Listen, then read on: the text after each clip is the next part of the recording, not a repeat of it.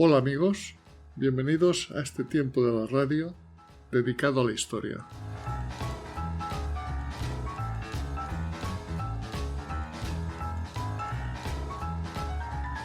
Bienvenidos a El poeta del cosmos.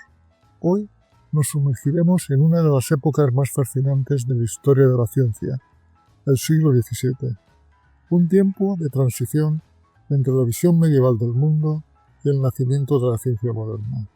Un periodo marcado por figuras extraordinarias, pero ninguna tan singular como Johannes Kepler. Imaginen un mundo donde la Tierra aún era el centro del universo para muchos, donde los cielos eran esferas de cristal perfectas y donde la astronomía y la astrología bailaban juntas en un delicado equilibrio. En medio de ese panorama, un hombre de origen humilde, con una visión defectuosa y una mente matemática excepcional, descubrirá las verdaderas leyes que gobiernan el movimiento de los planetas.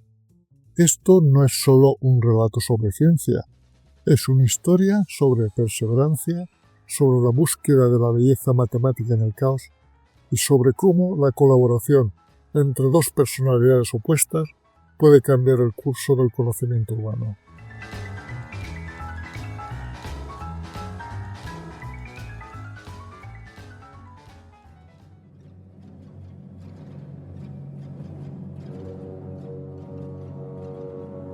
Johannes Kepler nació el 27 de diciembre de 1571 en Weil-Dellerstadt, en lo que hoy es Alemania. Su infancia fue todo menos fácil. En una época de guerras religiosas, pobreza e intensa inestabilidad, la familia Kepler era un reflejo de esas tensiones. Su padre, Heinrich, era un mercenario que desaparecía durante años para luchar en guerras ajenas, mientras que su madre, Catarina, era una mujer de carácter fuerte que más tarde sería acusada de brujería. El propio Kepler, en notas autobiográficas, describió a sus abuelos como personas violentas y testarudas, embusteras y manipuladoras. En este ambiente hostil, el joven Johannes encontró refugio en su propia mente. Desde niño, Kepler enfrentó desafíos físicos severos. Contrajo la viruela, que le dejó las manos debilitadas y la vista dañada. Sufría de poliomielitis, una condición que le hacía ver múltiples imágenes del mismo objeto. En una era anterior al telescopio, cuando la astronomía dependía de la observación visual directa, esta limitación parecía condenar sus ambiciones científicas. A pesar de todo, Kepler brilló académicamente. Gracias al sistema educativo protestante, que valoraba el talento sobre el estatus social, recibió una beca para estudiar en el seminario de Marburg y luego en la Universidad de Tübingen. Allí, bajo la tutela del astrónomo Michael Maestlin, conoció por primera vez las teorías de Copérnico, que colocaban al Sol en el centro del sistema solar. Esta idea, considerada herética por muchos, fascinó a Kepler y moldearía su visión del universo. Sin embargo, su camino no sería recto. Como luterano en un mundo dividido por la Reforma y la Contrarreforma, Kepler se encontraría constantemente desplazado, perseguido y en busca de un lugar donde sus ideas pudieran florecer.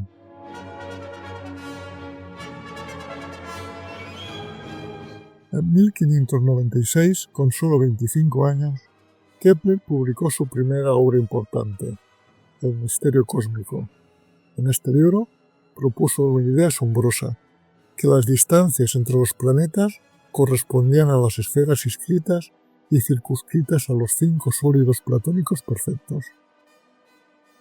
Imaginó el universo como una serie de esferas anidadas, separadas por estos polígonos regulares, el cubo, el tetraedro, el dodecaedro, el icosaedro y el octaedro. Según su modelo, entre la órbita de Saturno y Júpiter cabía un cubo, entre Júpiter y Marte un tetraedro, y así sucesivamente. Aunque hoy sabemos que este modelo es incorrecto, fue una idea revolucionaria por varias razones. Primero, porque Kepler buscaba una causa matemática para las distancias planetarias, no solo una descripción. Segundo, porque su modelo predijo correctamente que solo podía haber 6 planetas: Mercurio, Venus, Tierra, Marte, Júpiter y Saturno, ya que solo existen 5 sólidos platónicos perfectos. Y tercero, porque aunque el modelo sea erróneo en sus detalles, las proporciones de cálculo se aproximaban sorprendentemente a las mediciones disponibles en su época. Este trabajo llamó la atención de 2 figuras cruciales: Galileo Galilei, que le envió una carta de apoyo, y Tycho Brahe, el astrónomo danés, cuyas observaciones precisas serían fundamentales para el futuro trabajo de Kepler.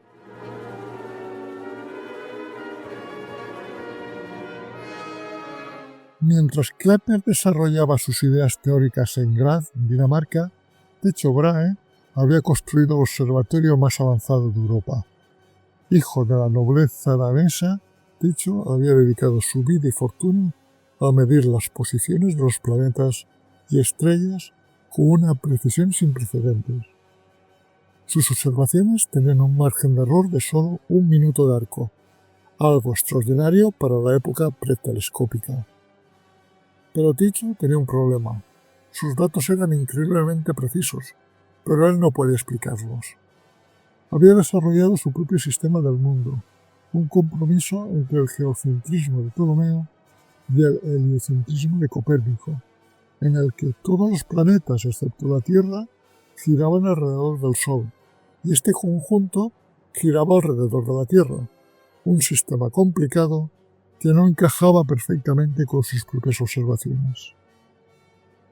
En 1599, Tycho se trasladó a Praga, invitado por el emperador Rodolfo II, un monarca fascinado por la ciencia, la alquimia y lo oculto.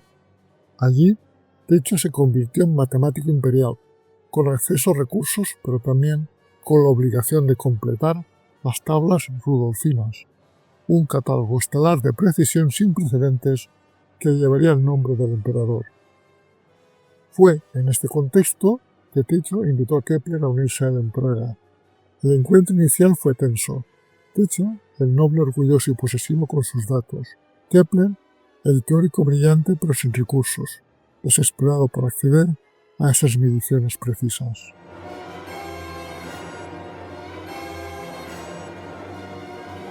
Los primeros meses de la colaboración fueron difíciles.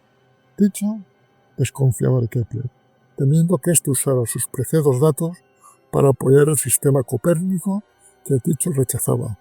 Kepler, por su parte, se sentía frustrado por el acceso limitado a las observaciones que necesitaba desesperadamente. La tensión llegó a un punto crítico cuando Kepler abandonó Praga, ofendido por el trato que recibía. Pero la vida tenía otros planes para él. Como luterano en Graz, fue expulsado de la ciudad por las autoridades católicas. Sin hogar y sin recursos, no tuvo más opción que regresar humildemente a Praga y suplicar a Tycho que lo readmitiera. Para sorpresa de Kepler, Tycho lo recibió con los brazos abiertos. El viejo astrónomo había llegado a una conclusión crucial. Necesitaba a Kepler tanto como Kepler lo necesitaba a él. Tycho tenía los datos, pero le faltaba la teoría matemática para darle sentido. Kepler tenía la teoría, pero le faltaban los datos precisos para verificarla. Esta reconciliación marcaría el comienzo de una colaboración intensa, aunque breve.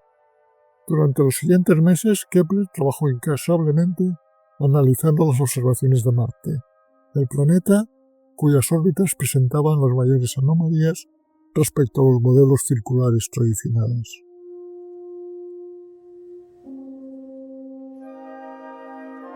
En octubre de 1601, apenas un año después del regreso de Kepler, Tycho Brahe murió repentinamente. Las circunstancias de su muerte han sido objeto de especulación durante siglos, desde envenenamiento por mercurio hasta una infección renal. Lo cierto es que su fallecimiento dejó a Kepler en una posición complicada. Heredaba la responsabilidad de completar las tablas rudolfinas, pero también la oposición de los herederos de Tycho, quienes veían a Kepler como un intruso que amenazaba su herencia. Sin embargo, antes de morir, Tycho había hecho algo crucial. En su lecho de muerte había pedido que todos sus datos astronómicos fueran entregados a Kepler. Sabía que, de todas las personas que hay en el mundo, solo Kepler tenía la capacidad matemática para extraer las verdades ocultas en esas miles de mediciones. Con los datos de Tycho en su poder, Kepler comenzó lo que él llamaría la guerra con Marte. Durante años analizó meticulosamente las observaciones del planeta rojo, probando decenas de hipótesis matemáticas. Creía que la órbita debía ser circular, porque los círculos eran considerados la forma perfecta, divina. Pero por más que intentaba ajustar círculos y epiciclos, los datos de Tycho se resistían. Fue un proceso agotador, mental y emocionalmente. En sus propias palabras nos dejó escrito: si hubiera sabido que iba a ser tan difícil, quizá no me habría atrevido a comenzar. Pero Kepler persistió, obsesionado por una convicción profunda. Si Dios había creado un universo con orden matemático, ese orden debía ser descubrible.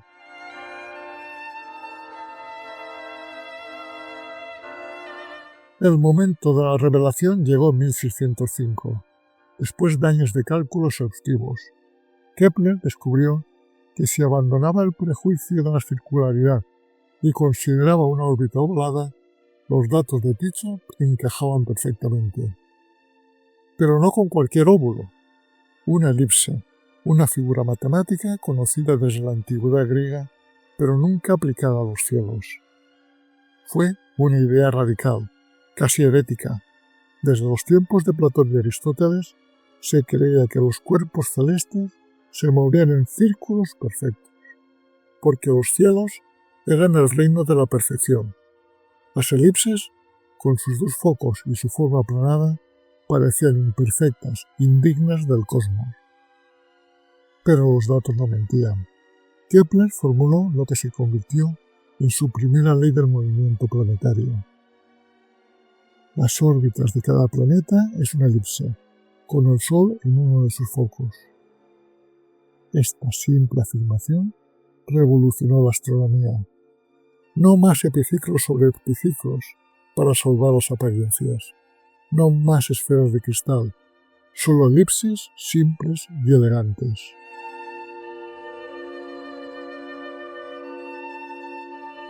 Pero Kepler no se detuvo ahí. Siguiendo su intuición de que debía haber una armonía matemática subyacente, descubrió dos leyes más. La segunda ley surgió de otra observación. Los planetas no se mueven a velocidad constante en sus órbitas. Cuando están más cerca del Sol, en el perihelio, se mueven más rápido. Cuando están más lejos, en el afelio, se mueven más lentamente. Kepler cuantificó esto de manera precisa. La línea que une un planeta con el Sol barre áreas iguales en tiempos iguales. Una ley sorprendente, simple y elegante. La tercera ley, publicada en 1619 en su obra La armonía del mundo, fue quizá su logro más profundo. Después de años buscando relaciones matemáticas entre los distintos planetas, Kepler descubrió que el cuadrado del período orbital de un planeta es proporcional al cubo del semieje mayor de su órbita. En lenguaje más simple, existe una relación matemática precisa entre el tiempo que tarda un planeta en orbitar al Sol y su distancia promedio a este.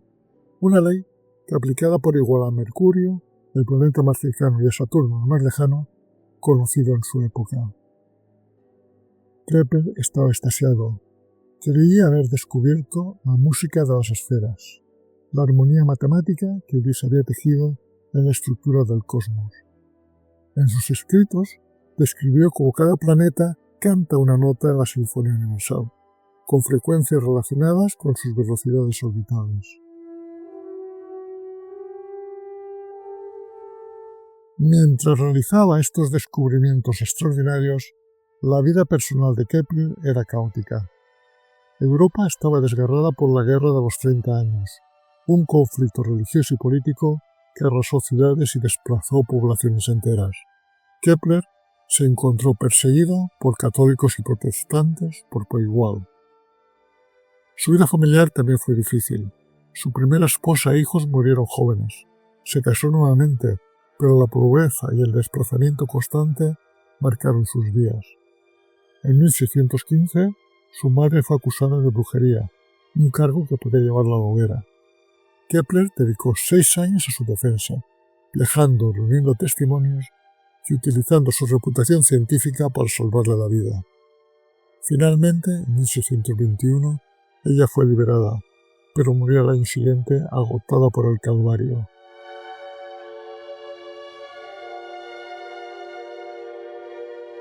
A pesar de todo esto, Kepler continuó trabajando. En 1627, después de décadas de esfuerzo, publicó finalmente las tablas rudolfinas. Estas tablas, basadas en sus leyes y en las observaciones de Tycho, ofrecían predicciones planetarias de una precisión sin precedentes. Se convirtieron en el estándar para navegantes y astrónomos durante más de un siglo, demostrando la utilidad práctica de sus descubrimientos teóricos. Pero la publicación fue una batalla en sí misma. Los herederos de Tycho, liderados por su yerno, Kenagen, intentaron apropiarse del crédito y bloquearon la publicación, hasta que Kepler aceptó incluir el sistema de Tycho junto al suyo. Kepler, pragmático pero firme, incluyó ambos sistemas, sabiendo que las predicciones precisas de sus tablas demostrarían cuál era el correcto. Una de las relaciones más fascinantes de la historia de la ciencia es la que existió entre Kepler y Galileo.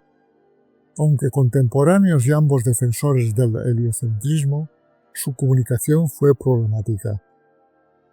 Cuando Galileo hizo sus primeros descubrimientos con el telescopio en 1610, envió a Kepler un mensaje críptico en forma de anagrama. Kepler, emocionado, dedicó días a descifrarlo, creyendo que anunciaba 2 lunas alrededor de Marte.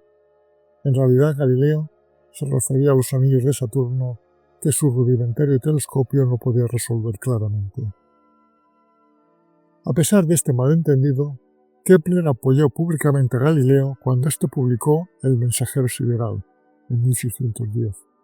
Mientras muchos académicos rechazaban las observaciones de Galileo, Kepler escribió una carta abierta confirmando su validez basándose en sus principios ópticos. Sin embargo, Galileo nunca correspondió completamente al testimonio de Kepler. Mientras Kepler buscaba las causas matemáticas profundas del movimiento planetario, Galileo se centraba en la física terrestre. Curiosamente, Galileo nunca adoptó las leyes de Kepler en su trabajo, manteniéndose en un copernicanismo más tradicional. Esta desconexión refleja un momento crucial en la historia de la ciencia, el nacimiento de las especializaciones diferentes dentro de la investigación científica y las dificultades de comunicación entre visiones distintas del mismo universo. ¿Por qué son tan importantes las leyes de Kepler? Porque representan el primer ejemplo de lo que llamaríamos hoy leyes físicas en el sentido moderno. Relaciones matemáticas precisas que describen fenómenos naturales verificables mediante observación y aplicables universalmente. Antes de Kepler, la astronomía era principalmente descriptiva. Después de Kepler se convirtió en predictiva y explicativa. Sus leyes no solo describen cómo se movían los planetas, sino que implicaban la existencia de una fuerza que los mantenía en sus órbitas, aunque Kepler nunca formuló completamente esta idea. De hecho, en sus escritos, Kepler especuló sobre una fuerza que emanaba del Sol y disminuía con la distancia, una intuición sorprendente que anticipaba la gravedad newtoniana. En una carta, incluso sugirió que la Luna causaba las mareas, otra idea que sería desarrollada posteriormente. Kepler murió el 15 de noviembre de 1630 en Ratisbona, Alemania, durante un viaje para reclamar pagos atrasados de su salario como matemático imperial. Tenía 58 años. Su tumba se perdió durante la Guerra de los 30 años, pero su epitafio, escrito por él mismo, sobrevive en la memoria, y dice: «Medí a los cielos, ahora el interior de la Tierra. El cielo era la mente, en la Tierra yace el cuerpo. Su legado, sin embargo, nunca desapareció. Las leyes de Kepler se convirtieron en la base sobre la que Isaac Newton construiría su teoría de la gravitación universal en 1687. De hecho, Newton demostró matemáticamente que si la gravedad disminuye con el cuadrado de la distancia, las órbitas deben ser elipses, exactamente como Kepler había descubierto con sus observaciones.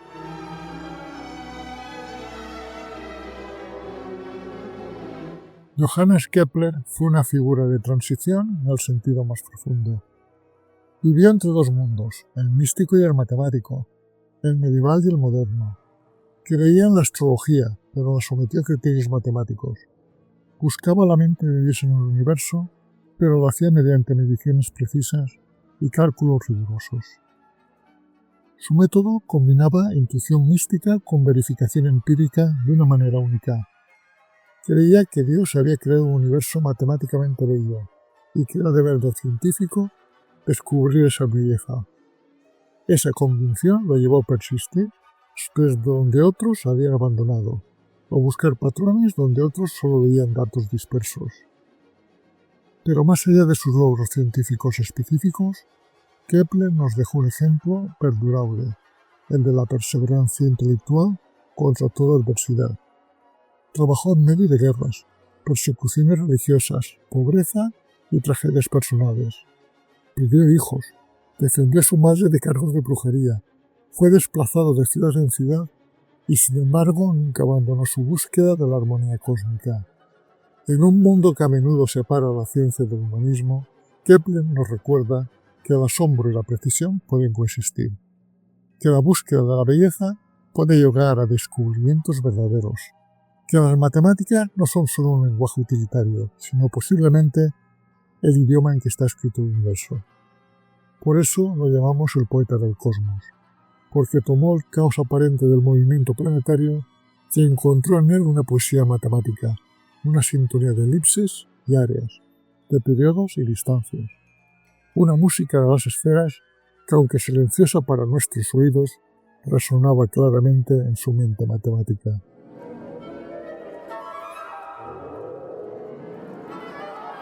Hoy, cuando las ondas espaciales navegan por el sistema solar usando sus leyes, cuando los telescopios descubren exoplanetas en órbitas elípticas alrededor de otras estrellas, la visión de Kepler sigue viva. Nos recuerda que el universo es comprensible, que tiene un orden subyacente y que la mente humana, con toda su fragilidad y limitación, es capaz de descubrir ese orden. Gracias por acompañarme en este viaje por la vida y obra de Johannes Kepler. Si este episodio te ha gustado, te invito a compartirlo y así, juntos descubriremos más historias sobre poetas y científicos que han intentado descifrar los misterios del cosmos.